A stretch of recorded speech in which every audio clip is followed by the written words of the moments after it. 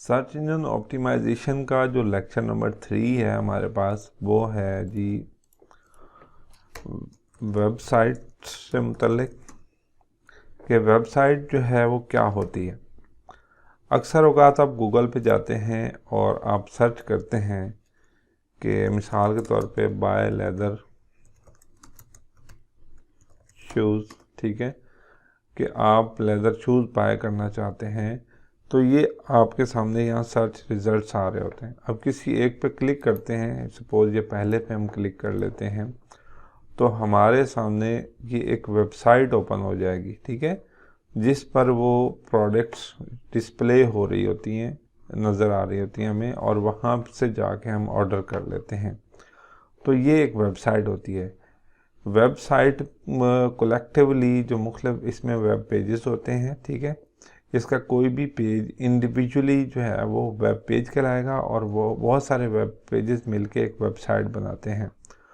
तो ये बेसिकली एक जो है वो just like a book, just like a shop के जिस पे जाके आप आपकी जो है वो प्रोडक्ट्स वगैरह लगी होती हैं, जहाँ से आप प्रोडक्ट बाय कर सकते हैं, इंफॉर्मेशन सर्च कर सकते हैं।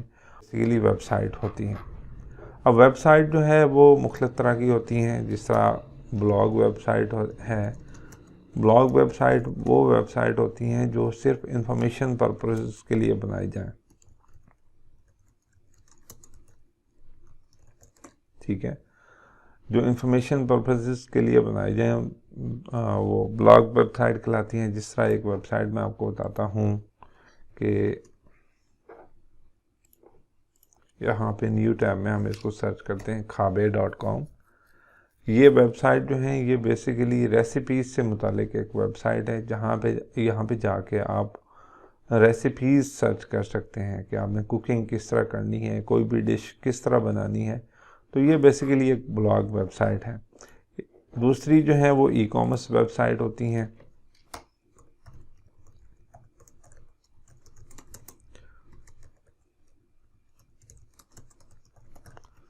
जहाँ पर प्रोडक्ट्स वगैरह सेल हो रही होती हैं, ठीक है। जिस तरह आप ये देखें कि ये एक ई कॉमर्स वेबसाइट है जिस पर मुख्तलिफ प्रोडक्ट्स लगी हैं, जो लेदर शूज़ जो अभी हमने सर्च किया, तो इसको आप कोई भी करेंगे तो ये आपके सामने जो है वो प्रोडक्ट ओपन हो जाएगी, उसकी सारी डिटेल्स आ जाएंगी, और यहाँ से आप ऐड टू बैक करके इसको परचेज़ कर सकते हैं। तो ये तो जो है बाय पर्पस वेबसाइट दो तरह की, ब्लॉग वेबसाइट या ई कॉमर्स वेबसाइट है, ठीक है, या सर्विस। ई कॉमर्स वेबसाइट पे आप अपनी प्रोडक्ट सेल कर सकते हैं, और ब्लॉग वेबसाइट पे आप अपनी सर्विसेज भी सेल कर सकते हैं। ये अलग से एक सर्विस वेबसाइट जहाँ पे आप जो है वो सर्विसेज वगैरह अपनी भी सेल कर सकते हैं, और आपसे रिलेटेड दूसरे लोग जो हैं उनको भी आप दावत दे सकते हैं कि वो आपकी वेबसाइट पे आकर रजिस्टर्ड हों और यहाँ आपके पोर्टल के थ्रू अपनी प्रोडक्ट सेल करें। तो ये जो है इनको हम कह लेते हैं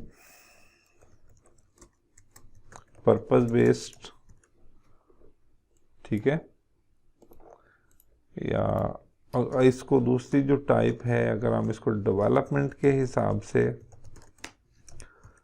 इसको जो है देखें तो वो कस्टम वेबसाइट्स होती हैं,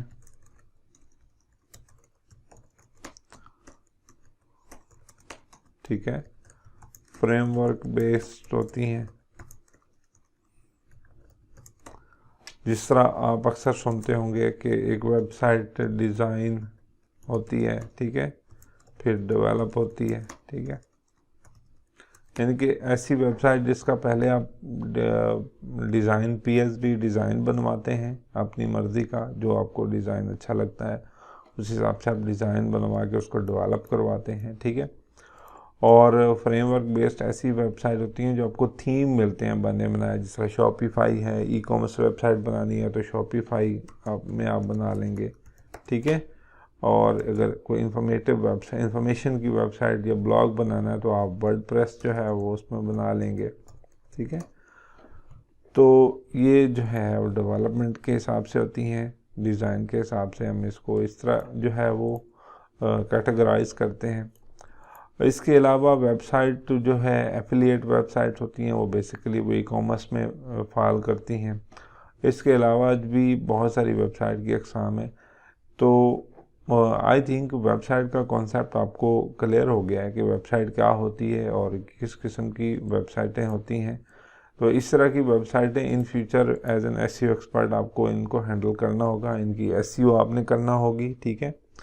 तो एक बार फिर जो है हल्का से इसको ओवरव्यू आपको देता हूँ कि वेबसाइट ऐसा पोर्टल होता है जहाँ पे आप इंफॉर्मेशन या प्रोडक्ट्स वगैरह सर्च कर सकते हैं या डिस्प्ले कर सकते हैं। तो इंफॉर्मेशन वेबसाइट जो है उनको मोस्टली ब्लॉग कहा जाता है, और जो प्रोडक्ट सेलिंग वेबसाइट होती है उनको ई-कॉमर्स वेबसाइट्स कहा जाता है, ठीक है। ब्लॉग वेबसाइट की कैसे एसईओ कैसे करनी है, ई-कॉमर्स वेबसाइट की एसईओ कैसे करनी है, ये इंशाल्लाह हम अपने अगले लेक्चर्स में तफसीलन इसको डिस्कस करेंगे।